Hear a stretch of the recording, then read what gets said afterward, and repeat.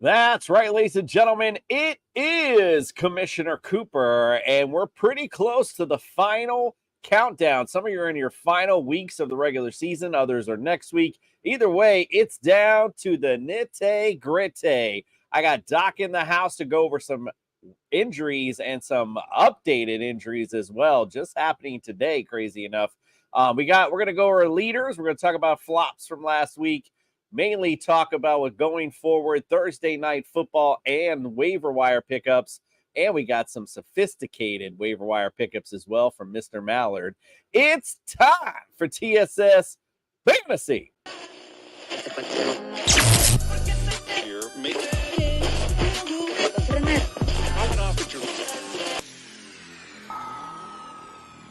It's time for TSS Fantasy. Fantasy.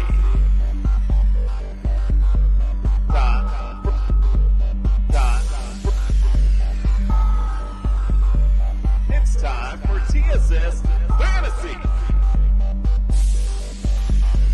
Fantasy.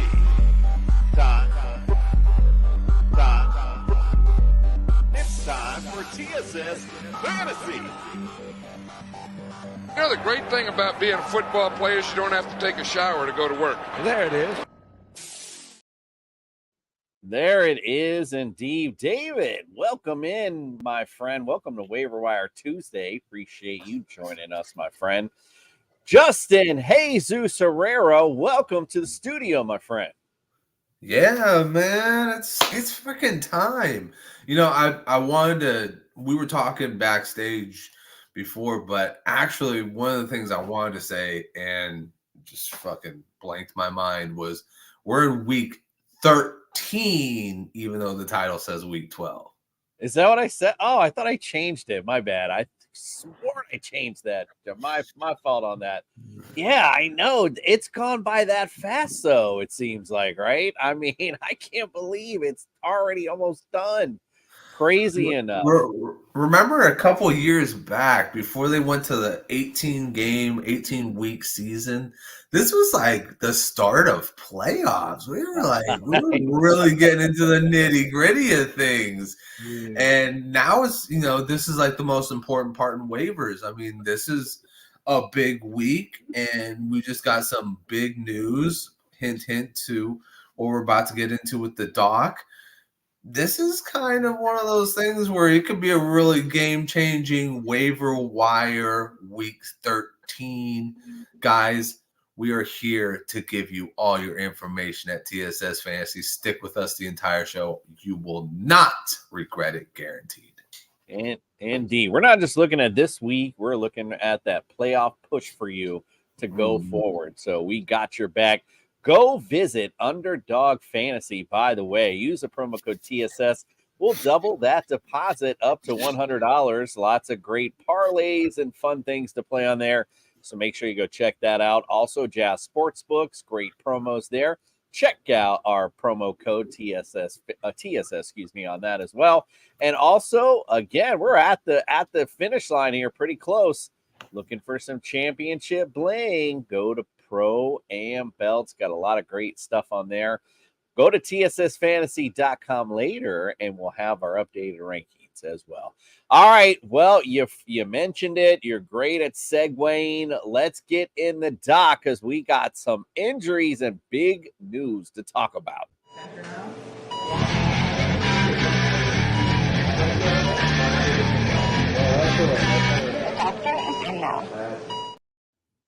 The doctor is in, ironically putting up his thumb. It's time for a big week 13. Lots of news to go on with. Doc, welcome into the studio, my friend. Hey, thank you much. We will talk about Dr. Stephen Shen a little bit later. It won't be his first time on the house call. We'll spend the first half of the segment, I think, talking about the Saints and the Browns. How about it? So Rashid Shaheed left during week 12 with a quad injury. He is now expected to miss week 13. So bad news for the Saints. More bad news for the Saints. Chris Olave is in concussion protocol. So this happened after a third quarter missed reception where the best description I can give is he was body slammed into the ground. I mean, this was a hard, clean tackle, but he hit his head really hard on the ground. So, body slam. It's not the first WWE segment or piece on the segment. We're going to talk more WWE moves later. So really rough news for the Saints receiving corps. I mean, they're in trouble this week, right? Sounds like it. Well, Michael Thomas on the IR. I mean, Chris Olave. I mean, yeah, they're definitely hurting. But, they do have Taysom Hill waiting in the wing. I'll just keep throwing that big boy the ball and see what happens. But, yeah, we'll talk about that in a little bit. But, yeah, definitely hurting going into this week. Go to the Browns. Amari Cooper. So left the game in the second half with a rib injury. Good news is x-rays came back negative. But I'm a little bit mixed on this. Remember, David Montgomery missed meaningful time earlier in the season with a rib injury that wasn't a fracture. So don't get too excited yet that Cooper had negative radiographs. Still questionable for week 13. Check back with Brian's segment later this week. Hopefully we have a little bit more information after midweek. Staying with the Browns, Dorian Thompson-Robinson. So if you were watching the Browns over the weekend, and there might have been like 10 people watching that game, the color commentary on this disastrous play was, quote, "Oh, dude, he got smacked." So I want to paint a picture for our audience if you didn't happen to see the play. Full context here, the Browns' line of scrimmage was a 23-yard line, their own 23-yard line. And out of the shotgun formation, admittedly, Thompson-Robinson received the snap at about the 18. After retreating into his own end zone, I mean, this was a nightmare, he finally threw it away before getting clobbered on his own 3-yard line. And again, "Oh, dude, he got smacked," was what the guys got paid to say. So that's a long way to say he's in concussion protocol, third man up potentially for the Browns. Yeah, perhaps he thought he was playing Tecmo Bowl in that old cheat code, run to the back of the end zone, maybe throw a 80-yard bomb. So who knows? So moving to New England, Demario Douglas also in concussion protocol after being hit during a punt return. And this hit has been widely described as a clothesline. So we had a body slam, concussion protocol, and this hit was described by multiple outlets as a clothesline. So Douglas again in concussion protocol. Check back later this week. I think this next individual is what you guys were hoping to talk about a little more. So Jonathan Taylor injured his thumb this past weekend and is now scheduled to undergo surgery on Wednesday. The goal is to only miss 2 to 3 weeks. The IR is still not out of the question, but obviously that's going to cost him more than that goal of 2 to 3 weeks. So not surprisingly, the surgery is going to be performed again on Wednesday by Dr. Steven Shen. We've talked about him more than once on this show. He did Drew Brees' thumb, UCL. He did Russell Wilson's finger, I think 2 years ago. Major League Baseball's Mike Trout, also the NBA's Stephen Curry. He's done them all, right? So that 2 to 3 week timeline is, I think, realistic given who's doing the surgery. But bad news for Taylor owners. It's been a tough season. Totally tough season. And those owners that got frustrated when he got in and dropped Zach Moss are scrambling this week for sure. Who else we got? Move to Philly. So Dallas Goedert fractured his right forearm in week 9. He had surgery on November 6th. And he's hopeful to play this week. So let me do the math for you. That's only 22 days ago today from the taping of this segment that his surgery was. And that's going to be 27 days from surgery to football potentially. That's amazing. A lot of respect. And I'm going to eat crow on this one, because I initially said that 4-week trip to the IR was going to be a likely outcome after this surgery. And so I was wrong. I said he's out 4 weeks, and here he is, 27 days fractured to football. So well done for Dallas Goedert. That's awesome. Looking promising for the weekend. Justin Jefferson finally activated off the IR. He's been there since early October with a hamstring strain. Vikings do have a week 13 bye, so don't get too excited and put him in your lineup today. Wait until after the weekend, but he's good to go for week number 14. And then lastly, wrapping up the segment with Aaron Jones. So just a quick recap. He sustained a first half MCL sprain during week 11 and was carted off the field. Last week I said, don't count on him being ready for Thanksgiving. It's going to cost him several weeks. So the commissioner asked me to speculate about him for this week. And there's a photo, and this might have been why you asked me to speculate. There's a photo that showed him stretching with the team on Monday. But I just want to say that stretching with the team is not the same as running the football. I've now seen a few reports that are describing that MCL injury not as just an injury, not as a sprain, but as a tear. I'm going to say it's probably a minimum of a grade 2 sprain with some fibers torn at a minimum. My take-home message on Jones is don't count him being ready for week 13 and perhaps longer as we initially reported. It might be week 15 before we see him. It wouldn't shock me if it was an additional week beyond that. Tough matchup for A.J. Dillon against his Chiefs D this week. And even though he was by himself last week, didn't really do much. But we'll see. And he's all by himself. Volume is king, of course, anyway. Doc, we appreciate you once again. We will see you next week as we close out the regular season for fantasy. Appreciate you, my brother. Forward to it, guys. All right, let's get on. Let's talk about the weekly leaders.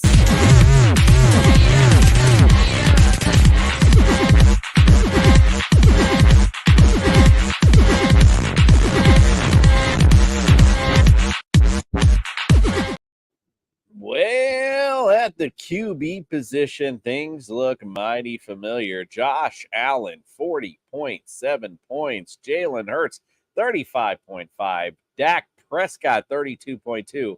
Now, a little bit of the rookies down here to finish out the top 5. CJ Stroud, 30.9. And Jordan Love, 26.6 on a thankful Thursday.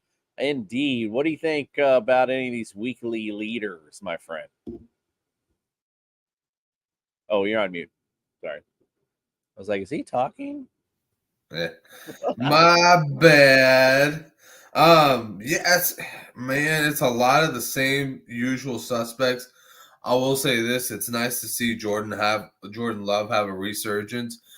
Early on, he was somebody who we were kind of seeing in that position, and then he kind of faded out. CJ Stroud, once again, absolutely the rookie real deal. And if you were in redraft and drafted this guy in like the 12th round, then you have gotten the steal of the century. But yeah, outside of that, man, like, wasn't that Josh Allen, Jalen Hurts matchup? That was wow. I think they said that was the first time in like the modern history that they had seen two quarterbacks run for 2 touchdowns and throw for 2 touchdowns in the same game. It was a pretty cool, entertaining game. That was entertaining. It was lots of fun. Obviously, with the wife, a huge Eagles fan, we were obviously glued to the TV for that one. Had a great time watching the finish too. And it was nice. I think, I talked to you prior, off script, and we talked about who am I going to put in my flex, was between A.J. Dillon and Devonta Smith and someone else. And I'm like, I think I'm just going to go Devonta Smith. I'm just like, just kind of feeling that. And then you said something like pray for the TD and bro. And you have no idea how it literally came down to that, where I was like, if I didn't get that, I was going to lose. And ba-bam! And I'm like going down the hallway, doing the stretch day. It was great, man. Gotta love it. Great performance by Jalen and company. And really the Buffalo Bills. It was a great game all the way around. Running backs. Oh my God. How about Kyron Williams? 38.4. Welcome back. Christian McCaffrey, 30.9. B. John Robinson. Also welcome back. Carter for him as well. 27.3. Pacheco, 25.9. Josh Jacobs had a decent day, 22.5 as well. Any one of these guys you want to holler at? Yeah, Kyron Williams. Holy shit, man. Woo!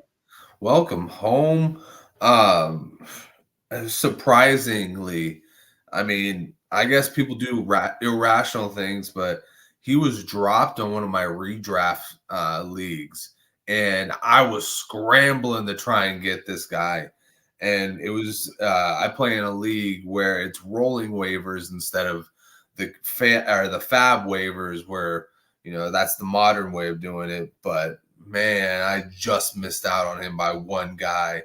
One guy got there ahead of me and said, "I'm gonna get Kyron Williams." I was like, "You sorry son of a." But awesome game by him. obviously this guy has proven that, he is a real deal type of guy. I'll eat crow on that one. I thought he was kind of like somebody who was just going to fade out and just be a part of this offense and just be really a product of this offense. And he's kind of proven that maybe he's a little bit more than that. I forgot to mention earlier in the show, and I should have started with that. We're going to talk obviously about the waivers here in a second, but man, it's a huge bye week too, man. Wow, right in the middle or the end of the fantasy season. It's the worst. The NFL's like, here you go, bro. No Ravens, no Bills, no Bears, no Raiders, no Vikings, no Giants. A lot of fantasy players that are by the wayside this week. I totally forgot to mention that. My bad on that. Also, so the reason why I wanted to say that, because I wanted to just go back real quick and double back on what you said about Jordan Love, because, somebody not only, if you need someone this week during all this bye BS that's going on, but if you take a look at his playoff schedule, you got the Giants next week, you got the Bucs the following week, and Carolina week 16. I mean, hello, not a bad option to say the least. Is just somebody to take a look at. And as far as the running backs are concerned, Arthur Smith, thank you, sir. Appreciate you for allowing your players to play.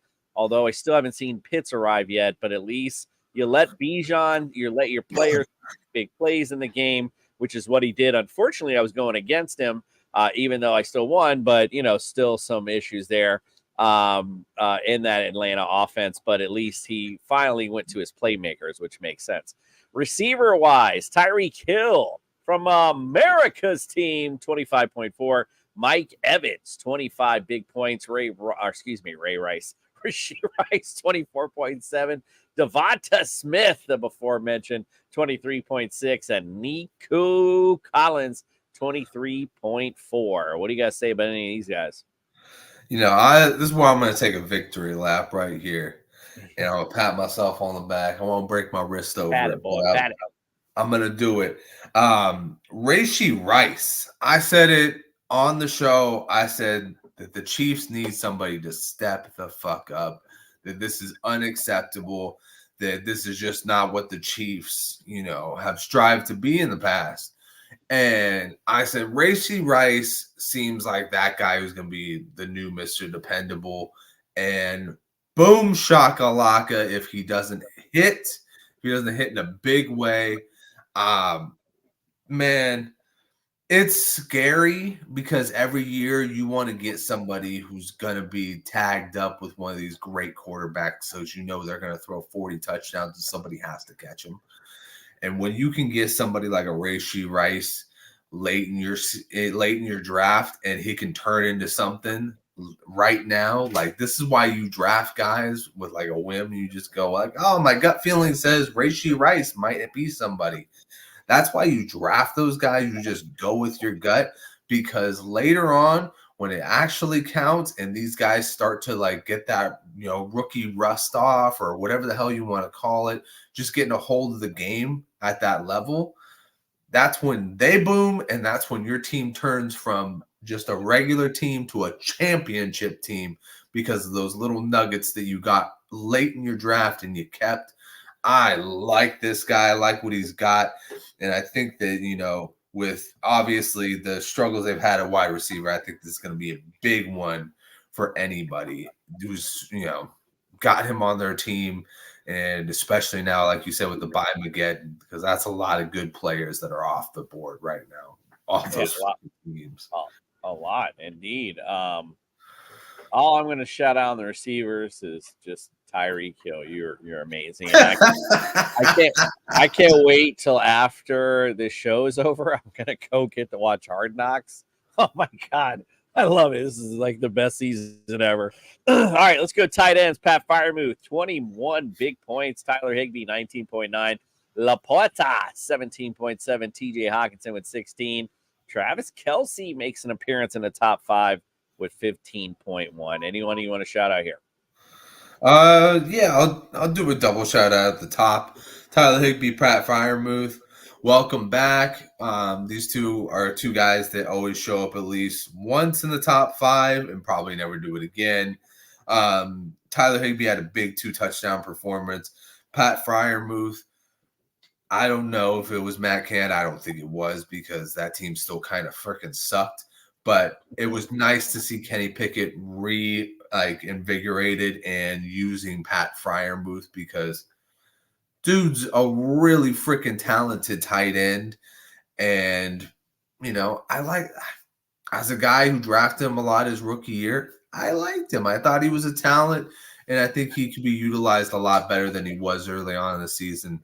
And hopefully this is a good omen for future prospects and future fantasy points. And then, like I said, with Tyler Higbee, it's always nice to see Tyler Higbee have his games. We talk about it all the time. He has these 2 touchdown games. Then he goes completely silent. If you had him last week, you played him last week, congratulations. You were successful. You got the 1-of-1 game for Tyler Higbee. You got your bingo card moment right there.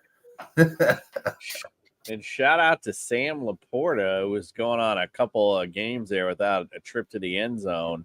Not only found him once, they almost tried to find him again as well. So a little shout out there to Mr. Laporta. Defensively, America's team led the charge this week with 21 big points. Broncos with 16, Cowboys 16, Packers and Ravens both with 15. Is what it is. This defenses. I will just say with the Dolphins D, if for some reason they are out there, please make sure you snag that defense with the Commanders, Titans, and Jets all coming up. That's a nice little fantasy schedule for your defense for sure. All right. Well, we've talked about all these doggone winners. Oh, we got some comments in here. My bad. I wasn't even looking. So tell Phillies to let this is David, my bad. Tell Philly to let some other teams play the refs. We all deserve it. Listen, bro, I flew all the way out. I don't know if he's not here anymore. I flew my butt all the way up to Philly to watch those refs do us dirty, bro. It's completely ridiculous. Yes, sir. Kyron did go off. Crazy. Very little of those 16. Good job. I was actually lucky. I kept saying, I'm lucky all year long. I had not, and I don't draft that way. I just draft, let the buys happen and just whatever. If I got to take an L one week, I will. But this year, I happened to be very lucky. I was saying everything was kind of offsetting. And then all of a sudden here in week 13, bro, I'm like, it hit hard. I was like, oh, hell no. Luckily, things are kind of, at least I'm already in the playoffs. So you know what? Fucking, I'm good. And David Dell was my rice. I repped him since the expo, he said. Tank Dell. That's a big call, David. That's for dang sure. All right, well, we talked about some winners. Let's talk about some losers. Can't you morons do anything right? They did their best. Flip-flops. Flip-flops. They did their best. Flip-flops. Calm down, diddly, diddly, diddly, diddly, diddly. Well, let's talk about some flops for the week. Lamar Jackson coming in at number 14, only from what he was projected anyway. Justin Herbert, 15th. Brock Purdy, 23rd. Justin Fields, 24th. Tua, 26th. Geno Smith, 29th. Had to put in Mac Jones, 33rd. There are 32 teams in the league, bro. Tighten up. What do you think, Justin? Anybody on here you want to shout out? Clayton Tune was 32 because he scored a 2-point conversion. That is so sad. He got a 2-point conversion and he officially did better than Mac Jones. Oh man. Oh, shit. You know you're a disappointment when the Arizona Cardinals backup quarterback got you. I'm going to say this. I'm going to go with America's team's quarterback here. And I'm not talking about Dak Prescott. I'm talking about Tua. That shit was disappointing as all hell. Like, how are you gonna have the number one wide receiver? You're gonna have one of the best running back performances, and then your quarterback is gonna fall flat on his face. Like I said, it kind of worries me that Tua is kind of just willy-nilly with some of these passes and allowing these interceptions to happen. In bigger games, that'll hurt you. But, with the Jets, obviously, it didn't have too big of a deal. But, yeah, I mean, as somebody who didn't draft Tua too much, I will say this. When I did have him, I was a little bit disappointed because I was just like, I was expecting a big go-off game here, man. Come on. I mean, you forget that the Jets secondary is really, really good. I mean, I think that they did exactly what they were supposed to do. Didn't stop Tyreek. That's true, but I mean, who the hell is going to stop Tyreek? I mean, he's just a different animal. And Jalen Waddle, I mean, he's had a good year, but he's just not Tyreek, bro. You know what it is. All right. Well, anyway, I'm just not worried about Tua. My thing, like I mentioned, Commanders, it's going to be a great week this week. Talk about a go-off week. This is a good go-off week this week. And again, Titans secondary is awful, so a good get right for the next 2 weeks. Mark it down. Tua is going to be our leaders in the next 2 weeks. Let's go to the running back position.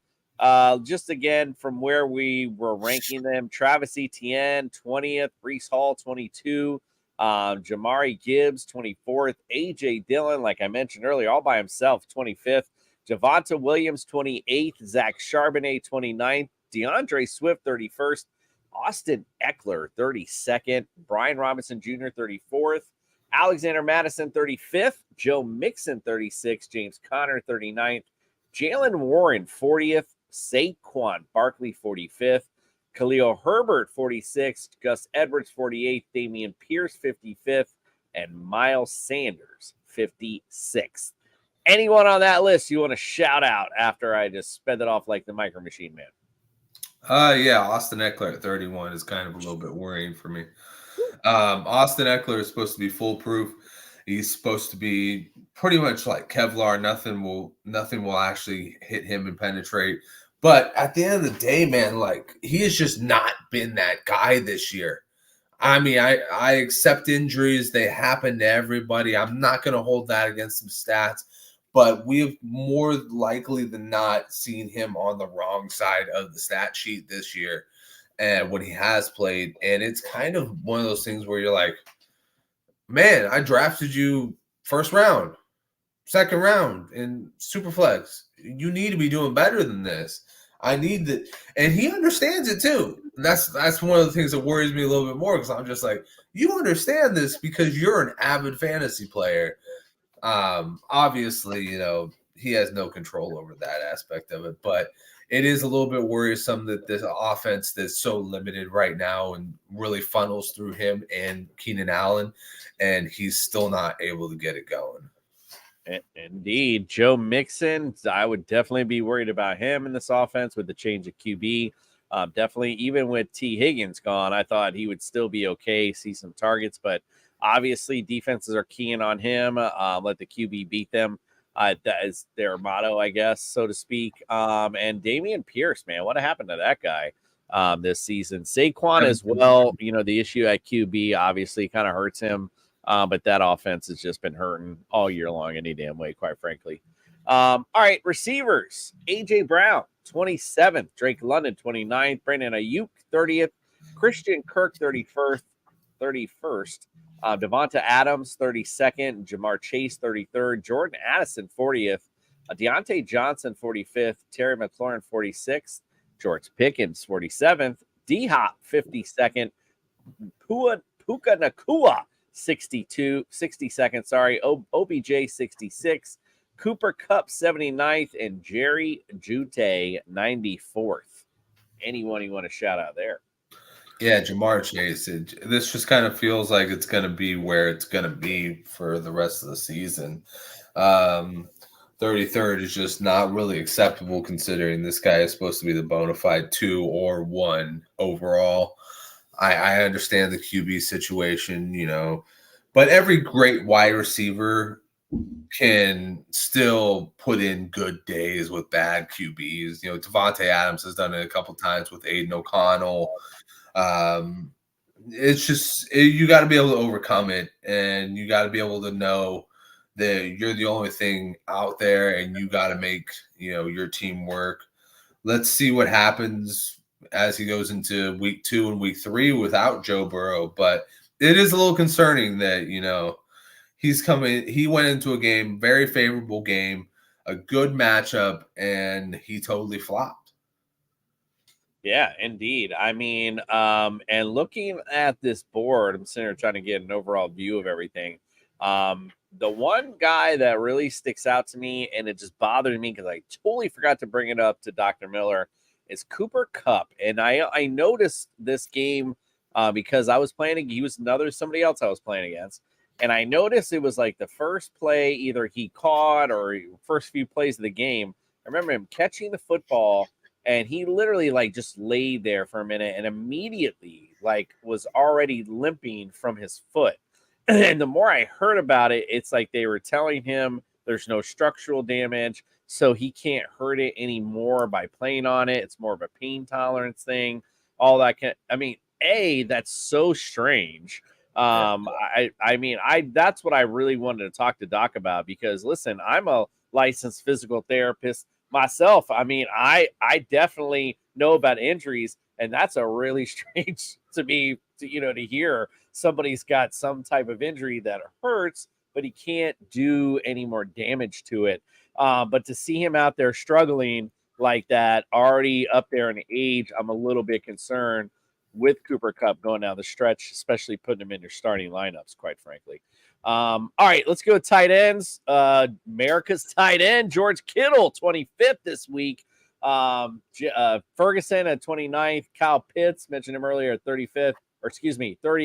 And Logan Thomas at 35th. You want to talk about your boy, what happened this week? Oh, yeah. I mean, it was not necessary. Right. I mean, exactly.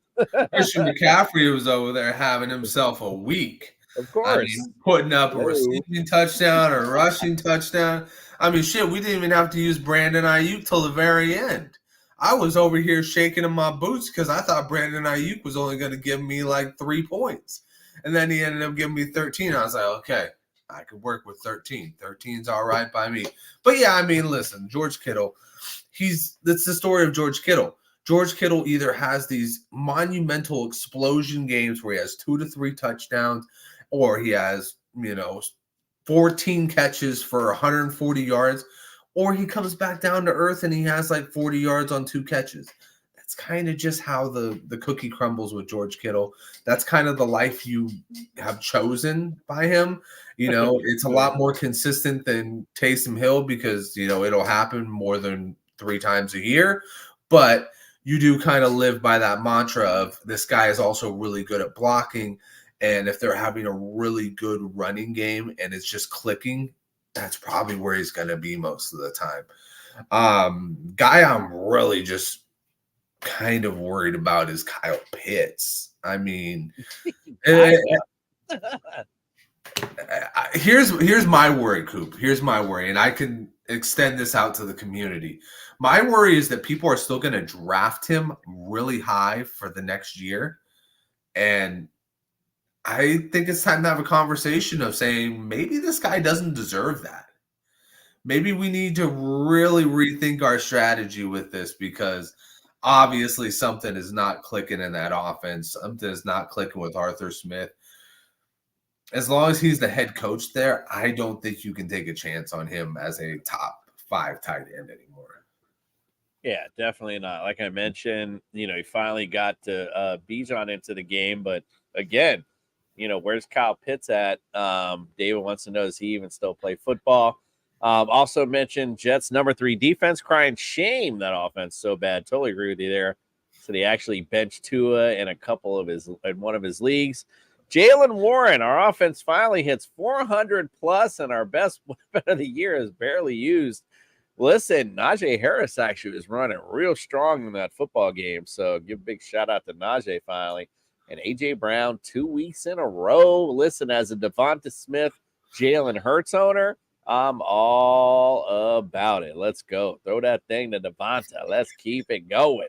All right. Well, again, it's a crucial week 13. Let's get on that waiver wire for Justin Goes to Sleep. Waiver wire.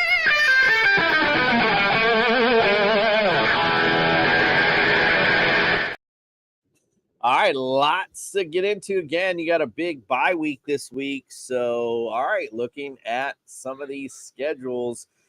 Jordan Love, I just mentioned him a minute ago. Like the schedule going down the stretch. Excuse me, let me shut up. Justin, give me your guy first, and I'll throw in the other guys that I got in here. My bad. No, you're good. You're good. Don't worry about it. One guy that's been showing up on my radar in single QB leagues is Matthew Stafford. Looking like the resurrection over here. He looked great against the Cardinals. I know he's got the Browns this week, but the Browns, man, it's a sad story, but Myles Garrett goes down. This offense is officially on its third quarterback. Literally, this is the epitome of a team that is on its last leg here. I think that, the Browns could possibly in for a big problem week against the Rams coming in with Puka Nacua, Tyler Higbee, Kyron Williams running really well, and that being a weak spot for them. I think that this could be a good time to go pick up Matthew Stafford for the stretch. I like that. Indeed. Some other names mentioned earlier. Garner Minshew could be a nice play for you coming up this week and a couple weeks and beyond. Derek Carr, I mean, he's on this list, but I don't know if I'd recommend him, quite frankly. Kenny Pickett's on here, too. I definitely work a rook. You never hear that come out of my mouth. Joe Flacco's thrown in here. He's interesting. I mean, if DTR isn't playing and Joe Flacco comes in, looks like the real deal, maybe gets this Cleveland offense going. I don't know. I wouldn't do it. Let's go to running backs. Give me a running back you want to pick up this week. You're prioritizing. The guy I'm prioritizing this week is actually Zach Moss, and it's somebody who was dropped a lot. I didn't even realize it until I went out and I looked. He's only rostered in 46% of leagues in sleeper right now. That's a good amount of options where you can have him there. And a lot of people dropped him because you're in that redraft mode. You're starting to see Jonathan Taylor take over. Zach Moss had a streak where he was getting single-digit points and single-digit touches. So it was looking very much like Jonathan Taylor was just taking this over. Then last week came around, 2 touchdowns. And now you got the surprising news of him being out for 3 weeks. If he's still out there, go grab him. And if you want a more serious one, Samaje Perine with the Broncos. Broncos looking like they're just going to run the ball all day long with both running backs. Roschon Johnson, okay, I like it. Jeff Wilson Jr. wanted to bring him up. I know, and it was somebody else I forgot to ask freaking Doc about was Achane. I know this week they're trending on him possibly playing, but it's up in the air still. And the way this kid is kind of, been hobbled by this injury, who knows? Maybe they decide to just shut him down for a couple more weeks until we get ready for that playoff run. But we'll see. Antonio Gibson could be an okay play in PPR. Maybe see some dump off passes in that particular matchup. Samaje Perine, Rico Dottle, Eli Mitchell, guys that you really want to start to handcuff. That's the main point, I think, too, as you start to get down your playoff fantasy stretch in particular. It's okay to shave off some of those guys if you had on the roster that you're hoping that we're going to hit, but just quite frankly, they never have. That's why they've never been on your roster or your starting lineup, but they've still been on that bench. It's okay to go ahead and cut the fat a little bit and get your handcuff in so you are good to go no matter what happens during these playoffs. That's really what you want to focus on going forward, is what your playoff matchups and what all that's going to start looking like. So, again, start focusing on that. Receiver-wise, give me somebody you're prioritizing for receiver. Let's see. Give me one quick second. No, it's cool because there's not – I wrote down like 3. I mean, Demario Douglas was one of them. And, again, he's in concussion protocol, so who the hell knows what's going to happen with him. Curtis Samuel, I did notice during that Commanders game, He was getting targeted a lot. They do try to utilize Curtis Samuel an awful lot in that offense, which is maybe why it's so bad. But they do use him a lot. So maybe just somebody you might want to take a flyer on. Greg Dortch, also another guy watching that game that they try to get the ball to quite frequently, which kind of surprised me. So maybe So I got one for you. Yeah, go ahead. Yes, sir. So I tend, when I do these, I try to tend to go with one of my more competitive redraft leagues. A lot of people that are tuned in with it, just to kind of give a good perspective. But one guy that I see on there that I thought was actually an interesting pick was Dontavian Wicks, the wide receiver for the Green Bay Packers, who this past week had himself had his career day with 91 yards and 5 targets. He's had 2 back-to-back weeks where he's had at least 8 or more points. He seems to be rising in the ranks on this team right now. Packers, they have an interesting situation there, especially with Aaron Jones out. They're just needing a lot of good pass catchers. And, when you have 91 yards the same time that, Christian Watson breaks out, it might mean that you're getting prioritized as well, especially if you get 5 targets and you've never heard of this guy before. So maybe there is a little something there. Maybe there is a little bit more fire where there is smoke. So I think that maybe that could be an option to look at least. I'll put on your watch list. Maybe if you got an IR spot and you need to fill it, maybe give him a tryout on your team and see if he continues to make progress. Well, I certainly like that. That's something you heard it here first, because I ain't hear that from no damn buddy. All right, let's go to the tight end spot. Obviously, Pat Firemuth. I mean, I'm just throwing shit out there. Cade Otton, Isaiah Likely, if he's not, but he's on a bye this week. Juwan Johnson seems to be in the fold a little bit now, especially with we just talked about the injuries in the Saints receiving core. So he might be, if you're looking for someone, especially this week with all these damn buys, he might be somebody you might want to take a flyer on. Did I steal your guy, bro? I did it again. I started running out players and forgot. Is that your guy, though, Juwan Johnson? Don't worry about that. And you gave the exact reason why. Juwan Johnson, because there ain't nobody else. That's right. Fuck Taysom Hill. You might see Juwan Johnson at QB this week. Fucking Juwan Johnson to Taysom Hill. I'm calling it. Freaking put it down. Get Ariel on the phone. Put it down as my long shot bet of the week. Juwan Johnson lined up as the Wildcat. All right, let's go. Streaming D's this week. I'll just, if you have one, just shout it out, Justin. But I'll just give a few. Charger. I'll give it real quick just before you put it out there. Right ahead. I'm going to say the Denver Broncos. I still don't think a lot of people have gotten a hang of the Broncos being good. I still have myself gotten a hang of it, but they are pretty good. And during this streak, their defense is playing excellent. So I think that they're definitely somebody you want to go pick up and stream. Absolutely. I totally agree. Look, I even agreed so much last week. I was the only guy who picked it last week, ironically enough. I do believe in those Broncos. I think that they're on a bit of one of those rolls that you can't seem to stop sometimes. Streaming options, Chargers at New England. Chargers D sucks, but so does that offense in New England. Falcons at the Jets. You guys know my motto. You follow that Jets offense anywhere it goes. Looking for something to stream. Bucks versus Carolina. That's a real good, juicy matchup for that Bucks D.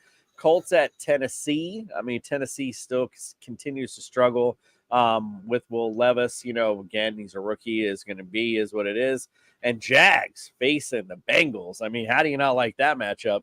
And, again, having the issues at QB, the Bengals are certainly down a little bit. All right, well, that's our waivers to pick up again.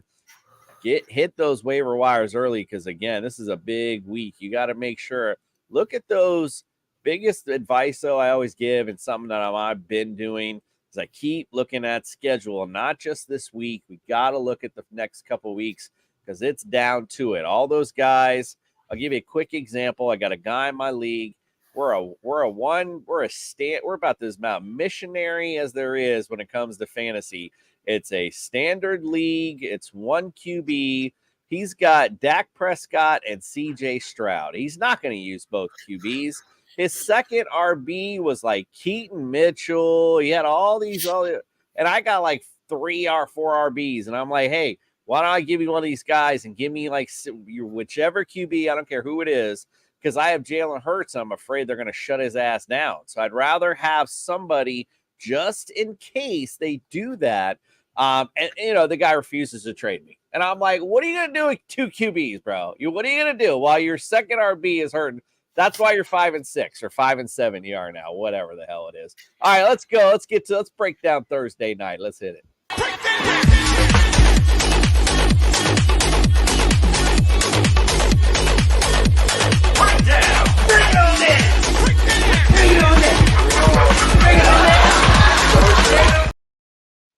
Breaking on down, indeed. Here we go. Seahawks at the Cowboys.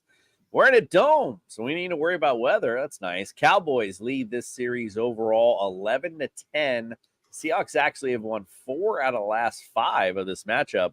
Last time they played was in 2020. Seahawks won 38-31. In this matchup, Cowboys are favored by 9. The over-under is 46.5. Defensively, the Seahawks are 17th against fantasy QBs. They're 29th against running backs, 20th against receivers, 11th against tight ends. Cowboys defensively 10th against QBs, 7th against running backs, 4th against receivers, 23rd against tight ends. Guys you like and don't like, and give me your winner. So, guys I like and don't like. I like Dak. I like Pollard. I'll take Lamb.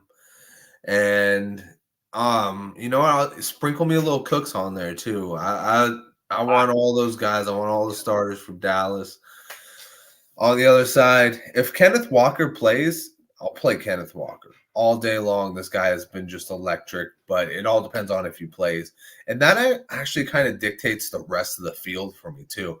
I think this Seattle team is very much based off of can they get the run going. And if they have nobody to run the ball, then I think it's going to be a struggle for the rest of the offense to get going.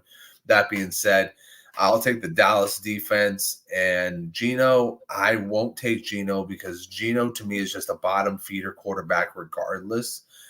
He could have a good day and still be outside of the top 12, which kind of always concerns me about guys like that. They're just a guy, you know what I mean? And then as far as Charbonnet goes, if he plays, it's hit or miss. I mean, it's an okay flex option. DK and Lockett, you can't not play him, but I would really put expectations at a low for probably at least DK. Or Lockett might be able to break loose and beat Deron Bland, and then Jackson Smith and Jigma, man, dude, his ability is off the freaking charts. I don't know if you watched that game and saw that one-handed catch. I sure did. Yep. Oh my God, he's more of a dynasty asset, but if you have to, you have to. I would be okay playing him to hopefully get maybe that 15 points at max, but man, the guy is just going to be something else. And then the tight end position, they got nobody at the tight end position. My pick is the Dallas Cowboys by a lot of points. I think Seattle at this point is kind of they're broken. They're a broken record, and it just keeps on spinning with the same thing. I think they're regretting the Geno deal. I don't know about you, but I think they're really regretting re-signing Geno at this point. He's kind of looking like the old Geno. Yeah, he's looking a lot like the old Geno for sure. Yeah, I'm sure they might start me thinking twice about it. It could just be, an off year for him. Maybe next year he gets back to it. It does stink for JSN if he got the Geno of last year.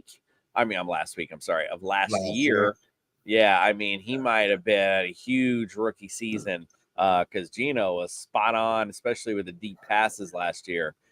So that, again, really interesting. David brings up a point. Is Cook a solid play over Evans, Olave, or A.J. Brown this week? He's been getting a lot of targets. So, Evans, Evans has just been lights out. There's no way. And I think maybe A.J. Brown might be just being a slight bit of the slump, but I'm certainly not benching him over Cooks. Although a tough matchup this week against the Niners. But we do know that the Niners have given up this season a bit in the secondary. So I'm just not somebody I'm sitting.